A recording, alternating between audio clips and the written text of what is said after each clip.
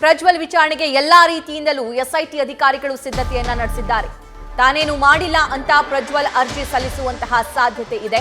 ಪ್ರಜ್ವಲ್ ರೇವಣ್ಣಗೆ ಪುರುಷತ್ವ ಪರೀಕ್ಷೆ ನಡೆಸೋದಕ್ಕೆ ಎಸ್ಐಟಿ ಈಗ ರೆಡಿ ಆಗಿದೆ. 3 ಹಂತದಲ್ಲಿ ನಡೆಯಲಿದೆ ಪ್ರಜ್ವಲ್ ವೈದ್ಯಕೀಯ ಪರೀಕ್ಷೆ.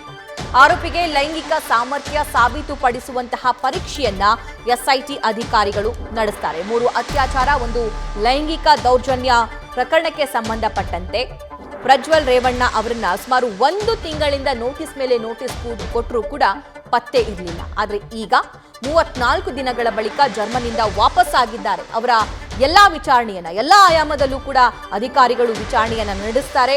ಇನ್ನು ಮೆಡಿಕಲಿ ವಿಚಾರಣೆಯನ್ನು ಕೂಡ ನಡೆಸ್ತಾರೆ. ಅವರ ಪುರುಷತ್ವ ಪರೀಕ್ಷೆಯನ್ನು ಕೂಡ ನಡೆಸಲಾಗುತ್ತೆ.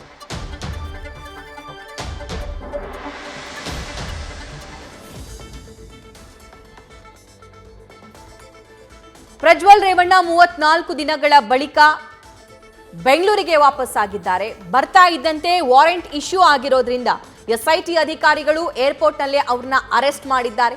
ಇವತ್ತು ಮೆಡಿಕಲ್ ಟೆಸ್ಟ್ ಆದ ನಂತರ ನ್ಯಾಯಾಧೀಶರ ಮುಂದೆ ಹಾಜರುಪಡಿಸಿದ ನಂತರ ಅವರ ರಿಯಲ್ ಇನ್ವೆಸ್ಟಿಗೇಷನ್ ಶುರುವಾಗುತ್ತೆ. ಹಾಗಾದ್ರೆ ಯಾವೆಲ್ಲ ವಿಚಾರಣೆಗೆ ಒಳಪಡಿಸಲಾಗುತ್ತೆ ಅಂತ ಒಂದು ಸ್ಥಳ ಮಹಜರನ್ನ ಮಾಡ್ತಾರೆ, ನಂತರ ಇಂಟ್ರಾಗೇಷನ್ ಮಾಡ್ತಾರೆ. ಅಷ್ಟೇ ಇಂಪಾರ್ಟೆಂಟ್, ಇದು ಅತ್ಯಾಚಾರ ಮತ್ತು ಲೈಂಗಿಕ ದೌರ್ಜನ್ಯ ಪ್ರಕರಣಗಳು ಆಗಿರೋದ್ರಿಂದ ಸೆಕ್ಷನ್ 376 ದಾಖಲಾಗಿರೋದ್ರಿಂದ ಅವ್ರನ್ನ ಪುರುಷತ್ವ ಪರೀಕ್ಷೆಗೂ ಕೂಡ ಒಳಪಡಿಸಲಾಗುತ್ತೆ.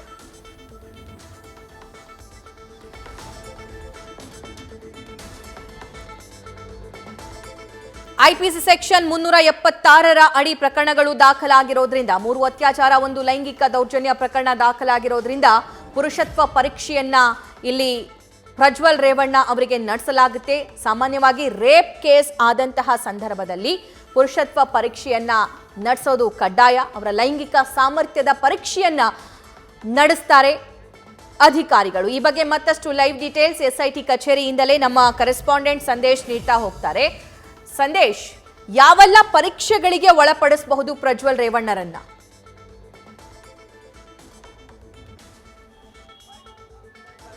ಸಭಾ ಈಗಾಗಲೇ ಸಾಕಷ್ಟು ಮೆಡಿಕಲ್ ಚೆಕಪ್ ಅನ್ನ ಮಾಡಿಸಲಾಗುತ್ತೆ. ಅದರಲ್ಲಿ ಪ್ರಮುಖವಾಗಿರುವಂತದ್ದು ಈ ನಿರ್ಭಯ ರೇಪ್ ಪ್ರಕರಣ ಆದ ನಂತರ ಇಲ್ಲಿ ಮೆಡಿಕಲ್ ಚೆಕಪ್ ಮಾಡಿಸುವಂತ ಸಂದರ್ಭದಲ್ಲಿ, ಅಂದ್ರೆ ಪೋಕ್ಸೋ ಪ್ರಕರಣ ಅಥವಾ ಅತ್ಯಾಚಾರ ಪ್ರಕರಣದಲ್ಲಿ ಆರೋಪಿಗೆ ಮೆಡಿಕಲ್ ಚೆಕಪ್ ಮಾಡಿಸುವಂತ ಸಂದರ್ಭದಲ್ಲಿ ಪ್ಯೂಬಿಕ್ ಹೇರ್ ಹಾಗೆ ಬ್ಲಡ್ ಆಗಿರ್ಬೋದು, ಜೊತೆಗೆ ಉಗುರಿನ ಸ್ಯಾಂಪಲ್ಸ್ ಅನ್ನ ಕೂಡ ಪಡೆದುಕೊಳ್ತಾರೆ. ಇಫ್ ಸಪೋಸ್ ಏನಾದ್ರೂ ಒಂದ್ ವೇಳೆ ಅಫಿಡವಿಟ್ ಅನ್ನ ಏನಾದ್ರು ಸಲ್ಲಿಕೆ ಮಾಡಿದ್ರೆ, ನಾನು ಅತ್ಯಾಚಾರವೆಸಗಿಲ್ಲ ಅಂತ ಅಫಿಡವಿಟ್ ಅನ್ನ ಏನಾದ್ರು ಸಲ್ಲಿಕೆ ಮಾಡಿದ್ರೆ ಆಗ ಪುರುಷತ್ವ ಪರೀಕ್ಷೆಯನ್ನ ಮಾಡಲಾಗುತ್ತೆ. ಹಾಗಾದ್ರೆ ಪುರುಷತ್ವ ಪರೀಕ್ಷೆಯನ್ನ ಯಾವ ರೀತಿ ಮಾಡ್ತಾರೆ ಅನ್ನೋದನ್ನ ನಾವು ನೋಡೋದಾದ್ರೆ, ಪುರುಷತ್ವ ಪರೀಕ್ಷೆಯನ್ನ 3 ಹಂತದಲ್ಲಿ ಅಥವಾ 3 ಟೆಸ್ಟ್ ಗಳನ್ನ ಮಾಡೋದ್ರ ಮುಖಾಂತರವಾಗಿ ಪುರುಷತ್ವ ಪರೀಕ್ಷೆಯನ್ನ ಮಾಡಲಾಗುತ್ತೆ.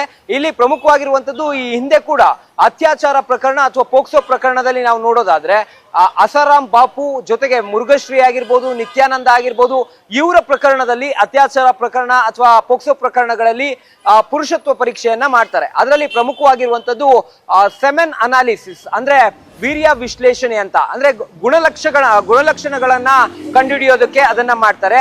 ಅದಾದ ನಂತರ ಡೋಪ್ಲರ್ ಅಲ್ಟ್ರಾಸೌಂಡ್ ಅಂತ ಹೇಳಿ, ಅಂದ್ರೆ ಆ ಡೋಪ್ಲರ್ ಅಲ್ಟ್ರಾಸೌಂಡ್ ಟೆಸ್ಟ್ ಏನಿದೆ ಇದು ರಕ್ತದ ಒತ್ತಡ ಖಾಸಗಿ ಅಂಗದಲ್ಲಿ ಎಷ್ಟಿದೆ ಅನ್ನೋದಕ್ಕೆ ಸಂಬಂಧಪಟ್ಟಂತೆ ಈ ಒಂದು ಡೋಪ್ಲರ್ ಅಲ್ಟ್ರಾಸೌಂಡ್ ಟೆಸ್ಟ್ ಅನ್ನ ಮಾಡ್ತಾರೆ.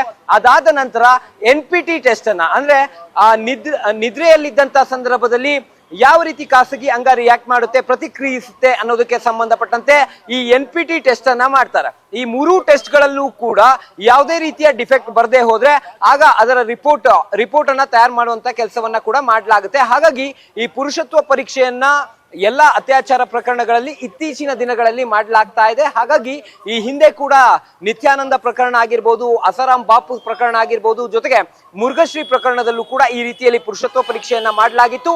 ಅದೇ ರೀತಿಯಲ್ಲಿ ಈ ಒಂದು ಪ್ರಕರಣದಲ್ಲೂ ಕೂಡ ಮುಂದಿನ ಹಂತದಲ್ಲಿ ಪ್ರಜ್ವಲ್ ರೇವಣ್ಣ ಅವರಿಗೆ ಸಂಬಂಧಪಟ್ಟಂತೆ ಪುರುಷತ್ವ ಪರೀಕ್ಷೆಯನ್ನ ಕೂಡ ಮಾಡಲಿದ್ದಾರೆ. ಸವಾ ಕೇವಲ ಪುರುಷತ್ವ ಪರೀಕ್ಷೆ ಮಾತ್ರವಲ್ಲ ಸಂದೇಶ್, ಇನ್ ಕೇಸ್ ಆ ಸಂತ್ರಸ್ತೆ ಕೊಟ್ಟಿರುವಂತಹ ಸ್ಟೇಟ್ಮೆಂಟ್ಗೂ ಪ್ರಜ್ವಲ್ ಕೊಡ್ತಾ ಇರುವಂತಹ ಇನ್ಫಾರ್ಮೇಶನ್ಗೂ ಟ್ಯಾಲಿ ಆಗದೆ ಇದ್ರೆ ಮಂಪರು ಪರೀಕ್ಷೆ ನಡೆಸುವಂತಹ ಚಾನ್ಸಸ್ ಎಷ್ಟಿದೆ?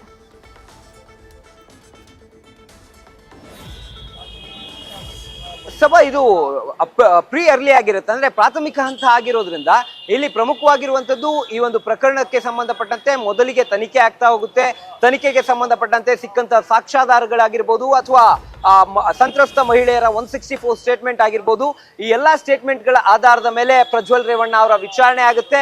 ವಿಚಾರಣೆಯ ನಂತರ ಅಂದ್ರೆ ನೀವು ಹೇಳಿದಾಗೆ ಈಗ ಅವರು ಹೇಳಿಕೆಯಲ್ಲಿ ಎಲ್ಲೋ ಒಂದ್ ಕಡೆ ನನ್ನ ಮೇಲೆ ಬಂದಿರುವಂತಹ ಆರೋಪಗಳು ಇಲ್ಲ ಅಂತ ಹೇಳಿದ್ರೆ ಆ ಸಂದರ್ಭದಲ್ಲಿ ಸಂತ್ರಸ್ತರ ಹೇಳಿಕೆ ಏನಿದೆ ಅಥವಾ ಸಂತ್ರಸ್ತ ಮಹಿಳೆಯರ ಹೇಳಿಕೆ ಏನಿದೆ ಅದನ್ನ ಇಲ್ಲಿ ಪ್ರಮುಖವಾಗಿ ತೆಗೆದುಕೊಳ್ಳಲಾಗುತ್ತೆ. ಜೊತೆಗೆ ಈಗಾಗಲೇ ಸಿಕ್ಕಿರುವಂತಹ ಎವಿಡೆನ್ಸ್ ಗಳ ಎಲ್ಲವನ್ನೂ ಕೂಡ ಕಲೆಕ್ಟ್ ಮಾಡಿ ಎವಿಡೆನ್ಸ್ ಆಕ್ಟ್ 114 ಏನ ಅಡಿಯಲ್ಲಿ ಚಾರ್ಜ್ ಶೀಟ್ ಅನ್ನ ಸಲ್ಲಿಕೆ ಮಾಡಲಾಗುತ್ತೆ. ಯಾಕಂದ್ರೆ ಈ ರೀತಿಯ ನಿರಂತರ ಅತ್ಯಾಚಾರ ಪ್ರಕರಣಗಳು ಜೊತೆಗೆ ಬೆದರಿಕೆಯನ್ನ ಒಡ್ಡಿ ನಿರಂತರವಾಗಿ ಅತ್ಯಾಚಾರ ಮಾಡಿರುವಂತಹ ಪ್ರಕರಣಗಳಿಗೆ ಸಂಬಂಧಪಟ್ಟಂತೆ ಪ್ರಕರಣಗಳು ದಾಖಲಾದಂತ ಸಂದರ್ಭದಲ್ಲಿ ಸಂತ್ರಸ್ತ ಮಹಿಳೆಯರ ಹೇಳಿಕೆಯನ್ನ ಇಲ್ಲಿ ಕ್ರೂಷಿಯಲ್ ಆಗಿ ತೆಗೆದುಕೊಳ್ಳಲಾಗುತ್ತೆ. ಜೊತೆಗೆ ಚಾರ್ಜ್ ಶೀಟ್ ಅನ್ನ ಸಲ್ಲಿಕೆ ಮಾಡುವಂತ ಸಂದರ್ಭದಲ್ಲೂ ಕೂಡ ಸಿಕ್ಕಂತ ಎವಿಡೆನ್ಸ್ ಗಳ ಆಧಾರದ ಮೇಲೆ ಕಂಪ್ಲೀಟ್ ಆಗಿ ಆ ಚಾರ್ಜ್ ಶೀಟ್ ಅನ್ನ ಪ್ರಕರಣಗಳಲ್ಲಿ ಆರೋಪವನ್ನ ಒಪ್ಪಿಕೊಂಡ್ರೂ ಪರೀಕ್ಷೆಗೆ ಒಳಪಡಿಸಲಾಗುತ್ತಾ ಅಥವಾ ಆರೋಪಗಳನ್ನ ಒಪ್ಪಿಕೊಳ್ಳದೇ ಇದ್ದಂತಹ ಸಂದರ್ಭದಲ್ಲಿ ಪುರುಷತ್ವ ಪರೀಕ್ಷೆಗೆ ಒಳಪಡಿಸಲಾಗುತ್ತಾ?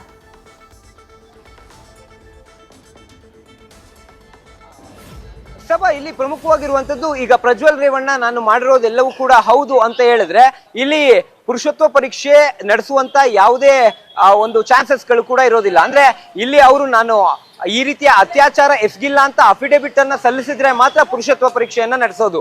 ಒಂದು ವೇಳೆ ಅವರೇ ಏನಾದ್ರೂ ಒಪ್ಕೊಂಡ್ರೆ ಇದಕ್ಕೆ ಯಾವುದೇ ರೀತಿಯ ಪರೀಕ್ಷೆಗಳು ಕೂಡ ಬೇಕಾಗೋದಿಲ್ಲ, ಯಾವುದೇ ರೀತಿಯ ಟೆಸ್ಟ್ಗಳು ಕೂಡ ಬೇಕಾಗೋದಿಲ್ಲ. ಯಾಕಂದ್ರೆ ಅವರೇ ಖುದ್ದು ಒಪ್ಕೊಂಡಿರೋದ್ರಿಂದ ಇಲ್ಲಿ ಸಂತ್ರಸ್ತ ಮಹಿಳೆಯರ ಹೇಳಿಕೆ ಕೂಡ ಇದೆ, ಜೊತೆಗೆ ಅದಕ್ಕೆ ಸಂಬಂಧಪಟ್ಟಂತ ಸಾಕ್ಷ್ಯಾಧಾರಗಳಿದೆ, ಜೊತೆಗೆ ಸರ್ಕಮ್ಸ್ಟೆನ್ಷಿಯಲ್ ಎವಿಡೆನ್ಸ್ ಗಳ ಮುಖಾಂತರ ಅಂದ್ರೆ ಸಾಂದರ್ಭಿಕ ಸಾಕ್ಷಿಗಳ ಮುಖಾಂತರವಾಗಿ ಎಲ್ಲವನ್ನೂ ಕೂಡ ಡಾಟ್ಸ್ ಗಳನ್ನ ಕನೆಕ್ಟ್ ಮಾಡುವಂತ ಕೆಲಸವನ್ನ ಕೂಡ ಮಾಡಲಾಗುತ್ತೆ. ಅದರ ಆಧಾರದ ಮೇಲೆ ಇಲ್ಲಿ ಚಾರ್ಜ್ ಶೀಟ್ ಅನ್ನ ಸಲ್ಲಿಕೆ ಮಾಡ್ತಾರೆ. ಆದ್ರೆ ಇಲ್ಲಿ ಒಪ್ಕೊಂಡ್ರೆ ಯಾವುದೇ ರೀತಿಯ ಪರೀಕ್ಷೆಗಳನ್ನ ಮಾಡೋದಿಲ್ಲ. ಅಂದ್ರೆ ಅವರ ಹೇಳಿಕೆಯನ್ನ ದಾಖಲು ಮಾಡ್ಕೊಳ್ತಾರೆ.